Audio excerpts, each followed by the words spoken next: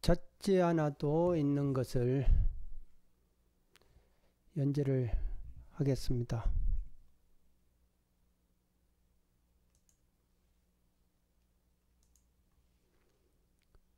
주인공이 췌장암 수술을 받고 절에 찾아왔습니다. 아프고 난 후부터 집사람이 절에 나가는 횟수가 부쩍 늘었다.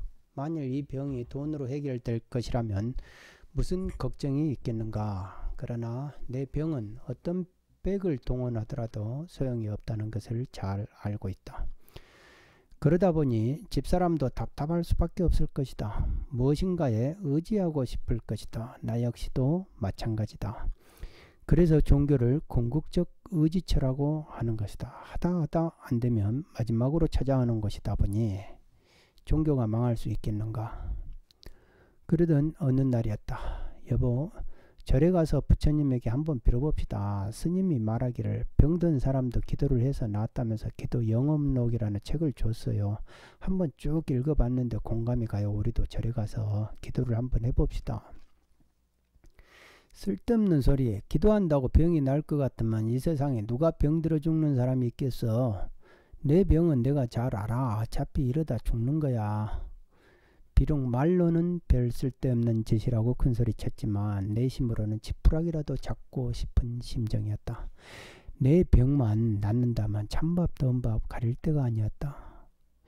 여보, 기도도 간절히 하면 분명히 그 효험이 있대요. 가서 바람 한번 쐰다고 가볍게 생각하면 되잖아요. 효험이라는 말을 듣는 순간 예전에 아들놈 49제 때 갔던 절에 있었던 노부부 생각이 났다. 맞아, 그들도 암에 걸려왔었지. 그리고 기도의 효험을 봤다고 그때 그 노인이 분명 그랬어. 그때는 아무 감흥이 없었는데 지금 내가 이렇게 아픈 상태고 보니 남의 일같이 느껴지지 않았다. 살기 위해서라면 어떤 짓이라도 다 해봐야 되겠다는 생각이 들었다.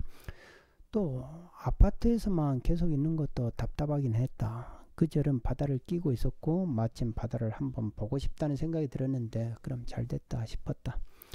사람이 우울할 때는 산보다는 바다가 보고 싶다고 하지 않던가. 바다를 보고 뭔가 울적하고 답답한 마음을 풀어버리고 싶어졌다. 사람이 애초에 물에서 태어나서 그런가 뭔가 우울할 때는 꼭 바다를 보고 싶어진다. 그래서 그 절에 다시 가게 되었다. 이번에는 하루 이틀이 아니라 최소 일주일 예정으로 갔다. 절집 생활을 시작한 다음날 새벽이었다. 나무라다나다라야야 나마갈야바루기제데바라야 무지사다바야 마사다 나무라다나다라야야 나마갈야바루기제 세바하라야 무지사다바야 마사다바야 마하가루니가야. 잠결에 어떤 소리가 들렸다. 목탁 소리와 함께 예수님의 연불 소리였다. 무슨 꼭두 새벽에 저렇게 돌아다니나. 잠도 못 자게. 중들은 잠도 없어. 단잠을 깨다 보니 이리 저리 뒤척하면서 짜증나듯이 내뱉었다. 나중에 알아보니 그게 도랑석이라고 하였다. 만물이 잠들었다 깨는 시간에 스님의 절 경례를 한 바퀴 돌면서 목탁을 치고 연불을 한다는 것이다. 보통 새벽 3시나 4시에 한다고 했다. 며칠 지나니까 그래도 절집 생활에 많이 익숙해져서 그런지 새벽에 이제는 눈이 떠졌다. 그리고 그 도량석 소리에도 눈을 뜨곤 했다. 이제는 그 도량석 소리가 포근하게 들리기 시작했다. 집사람은 그 시간에 일어나 양치하고 법당으로 올라간다. 그러던 어느 날 그날따라 왠지 나도 법당에 같이 가보고 싶은 마음이 들었다. 집사람에게 쑥스럽게 말했다. 나도 법당에 한번 가볼까? 당신도? 왜 싫어? 집사람이 의외로 생각했다. 그도 그럴 것이 생전에 이런 일이 없었기 때문이다. 내 스스로 법당을 들어가자고 한 건 어떻게 보면 사건이었다. 집사람은 한편으로 좋아라 하면서도 측은한 눈빛으로 나를 바라보았다. 사람이 변해지는 모습이 싫었던 것이다. 차라리 예전처럼 냉소적이고 당당한 모습이 더 좋았을 것이다. 이렇게 병이 들어 마음이 약해지는 것보다는 말이다. 그러나 법당을 들어가자고 한 것은 부처님이 좋아서 그런 것은 아니다. 나를 위해서, 오로지 나를 위해서 저렇게 새벽마다 일어나서 하루 종일 기도하는 집사람을 먼발치로 쳐다볼 때 왠지 모를 뭉클함을 느꼈기 때문이다. 그리고 미안함을 느꼈다. 그리고 고마웠다. 집사람과 함께 법당으로 향했다. 캄캄한 새벽에 저 멀리 보이는 바다는 더 무겁고 잔잔해 보였다. 저 멀리 수평선의 불빛은 오징어 배라고 하였다. 그런 어둠 속에서도 불빛을 비추고 조배야 하는 어부들의 생존의 순결이 느껴지는 것 같았다. 살기 위해서 얼마나 고생을 해야 하는지 말이다. 땅, 땅, 땅. 법당 밖에서 범정 소리가 무겁게 들렸다.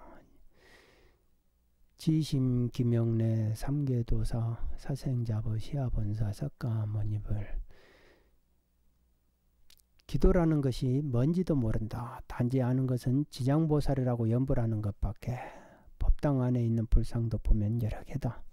석가모니불, 아미타불, 지장보살 등 여러 가지인데 지장보살은 확실히 구별할 수 있다. 왜냐하면 그 불상은 머리가 대머리다. 그리고 손에는 지팡이를 짚고 있다. 그러니 쉽게 구별이 된다. 지옥에 한 명이라도 고통받는 중생이 없어야 성불하겠다고 지옥문 앞에서 그렇게 구제한다고 기다리고 있다고 한다. 지장기도를 하면 그분이 죽은 사람들 위해 좋은 곳으로 인도한다고 했다. 나는 처음에 그 말을 듣고 속으로 웃었다. 그러면 성불할 일이 없겠네. 그러나 이젠 그러려니 하고 더 이상 따지지 않는다. 그냥 절집의 분위기가 좋을 뿐이다. 마음 내서 한 번씩 법당에 들어가도 오래 앉아있지는 못한다. 아침에는 기운이 좀 나는 것 같다가 오후가 되면 무척 힘이 들었다. 오후에는 거의 잠을 자거나 누워있었다. 그런데 어떤 사람은 절을 끊임없이 하는 사람도 있었다. 참 부러웠다. 저런 체력만 내가 다시 가질 수 있으면 내 재산의 절반이라도 주겠다. 아깝지 않겠다.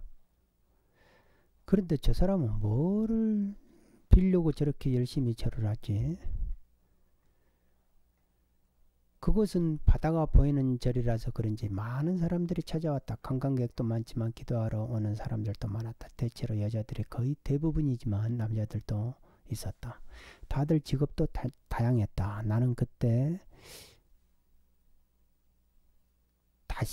그를 다시 보게 되었다. 그와 나는 나이 차이가 있었지만 남자들이 몇 명 안 되다 보니 서로 밥을 같이 먹고 산책할 기회가 여러 번 생겼다. 아침 7시쯤에 공기는 사람의 마음을 열어주는 효능이 있었다. 절까지 와서 사람을 시뮬레이션 하면서 경계할 필요는 없었다. 그리고 그때 절에 온 그 사람의 이야기를 많이 듣게 되었다. 역사가 깊은 절은 거의 대부분 절 경내로 들어가는 길이 오솔길로 상당히 길게 뻗어 있다. 약 1-2km는 좋게 될성 싶었다. 옛날 사람들은 절을 지을 때 어떻게 이런 외진 곳을 알고 지었는지 참 용하다는 생각이 들었다. 좋은 절은 항상 계곡을끼되 깊이 들어가는 오솔길이 있어야 하고 막상 경내는 탁 트이는 맛이 있어야 한다. 뒤로는 산으로 병풍으로 이렇게 펼쳐 있어야 되고 그래야 된다. 마침 산책하면서 같이 산책하는 노 스님과 함께 길을 거닐게 되었다. 스님이 물었다. 건강은 어떻습니까? 괜찮습니다. 절에 오니 마음도 편해지고 좋은 것 같습니다. 그래요? 좋아진다니 저도 기쁩니다. 편히 쉬었다 가세요. 건강 걱정을 많이 해주었다. 인자한 노인이라서 그런지 사람이 격이 없이 잘 대해줬다. 절에서는 나름대로 대우받는 사람인데도 목에 힘이 하나도 없었다. 부드러운 느낌이 든 사람이었다. 우리 같으면 위세가 등등했을 것이다. 이런저런 가벼운 이야기를 그 스님과 같이 하면서 걷다 보니 절 입구까지 오게 되었다. 그곳에서 관광객과 매표소 직원 간의 실랑이가 벌어지는 모습을 목격하였다. 뭐 저런 나쁜 놈들이 다 있나. 내가 문화재 보러 가는 게 아니라 등산하러 간다니까. 절이 뭐 볼 것 있다고 문화재란 말이야. 돈 없으면 절도 못 가겠네. 중생을 구제한다는 놈들이 돈 없으면 절도 오지 말라는 말하고 똑같잖아. 이런 더러운 꼴 다 보겠네. 요즘 절마다 입장료 안 받는 절이 드물다. 그러다 보니 절 입구에서 가끔씩 입장료 징수 때문에 언쟁이 붙기도 한다. 하긴 절도 운영하려면 돈이 필요한 것은 사실이다. 그런데 국립공원 치고 절이 없는 곳이 없듯이 국립공원 땅의 태반이 절 소유라고 한다. 지리산만 하더라도 하엄사 입구부터 노고단 밑에 시암제까지 절당이라는 말을 들어봤다. 우리나라에서 절만큼 큰 부동산을 가진 것도 없을 것이다.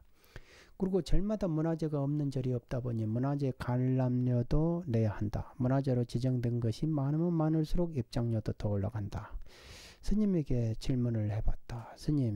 스님도 저렇게 심사 틀리면 화를 냅니까? 화? 스님은 잠시 침묵을 지키더니 말씀을 하였다. 화낼 때 있죠, 당연히. 그러면 저렇게 화냅니까? 화도 습관인 것 같습니다. 습관이요?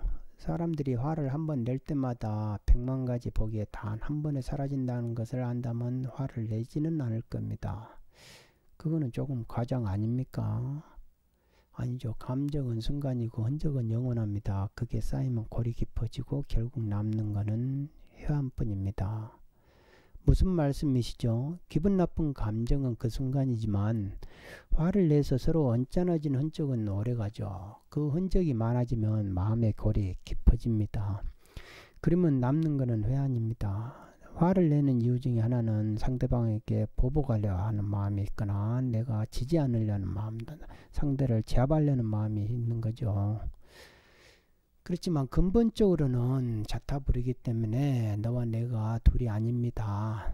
그러니 남의 아픔이 내 아픔처럼 느끼게 되면 화를 낼 수가 없죠. 화내면 내 마음이 아픕니다.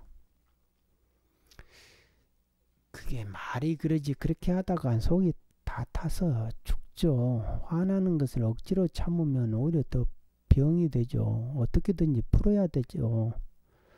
그런 생각이 업력이 되었기에 자꾸 반복이 되는 겁니다. 자기 스스로 그 파장 속에서 논일고 있는 거예요. 그러니까 그 파장에 벗어날 수 있는데 자기가 못 벗어나고 거기에 딱 갇혀 있는 겁니다. 가령 똑같은 상황이어도 누가 나에게 기분 나쁜 말을 했다 이거죠. 그러면 어떤 사람은 기분 나빠하고 어떤 사람은 그냥 멍하게 흘러버린다 이겁니다. 이런 차이는 그 사람에게 달려있는 거예요. 어떤 사람은 기분 나빠하고 어떤 사람은 기분 안 나빠한다. 그리고 또 말을 하더라도 가시 있는 말을 하는 거는 좋은 말을 할 수 있는데 또 가시 있는 말을 한다. 이런 거는 내가 상대방을 의식하고 있고 그거를 따뜻하게 포용을 못하고 있고 시기하거나 질투하거나 이렇게 누르려고 하는 그런 마음이 있는 거죠. 지금 와서 생각해보니 화도 습관인 것 같다는 생각은 든다. 한번 화를 내기 시작하면 이것이 화분에 물 주듯이 계속 화가 난다. 내 하는 일이 사람을 많이 대하기 때문에 성질대로 일이 잘 안되면 화를 자주 내곤 하였다. 세상에서 돈 번다는 것이 이렇게 입지를 굳힌다는 게 이렇게 가정을 일구고 살아간다는 게 그게 쉬운 일이 아니다. 가만히 있어서 되는 일이 아니지 않은가. 그리고 얼마나 많은 사람에게 아시연설을 해야 되는가. 그렇게 해가면서 살아왔던가. 그러니 억누른 감정을 계속 내가 이렇게 숨기고 감출 수가 없는 거였다. 그러니 그 감정을 순진하고 만만한 사람들에게는 팍 풀어버리곤 했다. 난 말이야, 나는 남한테 당하고는 절대 못 살았다. 철저히 보복하는 식이었다. 내가 하나를 당했다면 열을 보복하는 거였다. 당한 사람 아프면 내가 느낄 필요가 없었다. 그리고 한번 사람을 뭘 할 때는 철저히 아쉽게 만들었다. 그래야 고마워하고 내가 편하게 되기 때문이다. 그리고 당연하게 줄 것도 아쉽게 해서 줘야 상대가 고마운 줄 안다. 그리고 받을 거는 확실히 받아야 되지만 줄 거는 안 줘야 그게 내가 돈을 버는 비결이다. 간단하다. 그게 내 생존 법칙이었다. 뭐 상대의 아픔이야. 그네들 아프면 내 알 바 아니었다. 산다는 것은 경쟁이다. 동물의 세계와 똑같이 적자생존이다. 도태되면 죽는 거다. 경쟁에서 이긴 자만이 사는 것이다. 이기지 않으면 죽는 것이다. 그게 내 철학이었다. 그런데 요즘은 그런 지난날의 흔적들이 하나씩 다 떠오른다. 나도 모르게 헛소리가 나온다. 이제는 꿈속에도 나에게 당했던 사람들의 그 원한이, 그 파장이 느껴진다. 아프고 나면서부터 부쩍 더 그랬다. 그만큼 이제 나도 마음이 많이 약해졌다는 것이다. 사람이 변하면 죽는다더니 내가 바로 그 꼴나게 생겼다. 원수를 원수로 갚지 말라는 말이 바로 이런 이유 때문에 그런 것 같다. 연나대왕에게 가면 무슨 거울이 있다고 들었다. 그 거울을 보면 자기 살아왔던 모습들이 다 보인다고 했다. 그럴 것 같다는 생각이 든다. 내가 주로 이렇게 생존을 위해서 싸움닭같이 살다 보니까 몸에 도끼가 많아. 남이 내 얼굴 보고 선하다고 말하는 사람 한 번도 못 봤다. 그러니 독한 술을 스트레이트로 먹어도 맛이 달고, 술도 그래서 엄청 마셨다. 그래서 간이 안 좋다. 몸도 항상 개운하지 못하고 피곤하다. 그리고 머리도 무겁고 머릿속에는 마치 안개가 껴있는 것처럼 뭔가 시원하지 그런 느낌을 받아본 적이 없었다. 이렇게 비온 날 상쾌한 공기를 쐬도 별 감흥이 없다. 구름 속에 피어오르는 산봉우리를 봐도 좋다는 생각이 안 들고, 무슨 인문서적이라든지 이런 거를 보면은 일단 머리가 아파진다. 이런 좋은 경치나 좋은 공기를 마시면 좋으면 좋다고 이렇게 저절로 감탄사 한번 나와 봤으면 소원이었겠다. 노스님이 질문을 했다. 거사님이 비춰봤을 때 지금 거사님 하는 일이 옳다고 생각하십니까? 아무 말도 못하고 있었다. 부자의 개념이 무엇입니까? 무슨 말씀인지. 나는 그가 무슨 의도로 그런 질문을 하는지 짐작이 가지 않았다. 돈이 많은 사람이 당연히 부자 아닌가? 그런데도 당연한 질문을 한다는 것은 그 스님한테 무슨 또 다른 의도가 있다고 판단되었다. 인간이 100년을 산다 한들 병든 날하고 잠든 날 다 빼면 몇 년이나 살겠습니까? 아니 또 무슨 얼토당토 안 되는 질문을 또 하는지 모르겠다 싶어 대충 댓글을 하고 넘어가려고 했다. 약 40년이요? 거기서 청추진 시간이 얼마나 되겠습니까? 그 말을 듣는 순간 무슨 말을 노스님이 할지 대충 짐작이 되었다. 약 20년? 그동안 얼마나 많은 고민을 했나요? 도대체 무슨 말을 하려고 하는지 짐작이 가지 않았다. 고민 안 하고 산 날이 거의 없죠. 세상 사람들이 다 그런 거 아닙니까? 무슨 고민이 그렇게 많았습니까? 아니 장래에 대한 고민부터 생존을 위한 고민, 자식에 대한 고민, 별의별 고민, 세상 고민 다 많죠. 고민 없는 사람이 얼마나 되겠습니까? 왜 고민을 하죠? 아니 참 노스님이 사람을 가지고 놀리나? 이런 생각이 들 정도로 짜증이 났다. 너무 당연한 질문이기 때문이다. 그래서 톡 쏴 붙였다. 세상 사는 것이 제 마음대로 안 되니까 그러죠. 그렇다면 뭐를 해야 마음대로 되는 것입니까? 이제는 화가 날 정도였다. 당연한 것 아닙니까? 하는 일이 잘 안 되니까 그러는 거죠. 하는 일이라면 잘 되고 싶은 것을 말합니까? 그것 외에 뭐 또 다른 일이 있습니까? 스님은 잠시 침묵을 지키더니 본격적으로 말씀을 하였다. 사람들이 자기가 하고 싶은 일을 하면 피곤하다는 말을 하지 않을 겁니다. 그러나 대부분은 나를 바라보는 외부 사람들의 시각에 따라서 내가 거기에 맞춰서 내가 내 장래와 내 가치와 내 삶의 방향을 결정하기 때문에 그게 안 갖춰져 있으면 그런 외관들이 안 갖춰져 있으면 항상 불안하고 초조합니다. 그러나 그런 일들, 그런 데 힘을 썼던 그 시간은 계속 소모되고 빼앗기는 것입니다. 만일 지금 거사님이 하고 있는 일이 다른 이의 삶을 구제하거나 향상시키기 위한 것이라면 그거는 시간을 오히려 버는 겁니다. 진짜 부자는 시간과 건강을 가진 사람입니다. 이 마음이라는 것은 과거나 미래나 이런 데 발목을 잡히지 않습니다.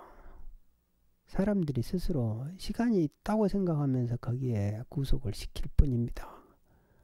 그러니 지금 이때 안 하면 지금 꼭 해야 되는데 이거 뭐 얼른 해야 되는데 이런 식으로 피곤할 수밖에 없죠. 그렇게 생각하니. 피곤한 영혼은 자신을 암초에서 구해줄 등대를 찾게 돼 있습니다. 본능적으로. 사람 찾아, 장소 찾아 막 이리 돌아다니게 돼 있는 겁니다. 의지를 하기 위해서요. 그러다 시간을 다 허비하게 됩니다. 이 아까운 시간, 이 찰나의 시간, 이 찰나. 시간의 비밀은 현재의 순간에 마음을 집중해 버리는 겁니다. 제가 볼 때는 시간과 공간의 개념은 없다고 보거든요. 주위의 시각에 아랑곳하지 않고 그냥 내가 옳다고 하는 일, 내가 좋아하는 일을 하는 겁니다. 그리고 본성에 맡기는 겁니다. 이 찰나찰나에 최선을 다하는 겁니다. 그러면 무한한 에너지가 나옵니다.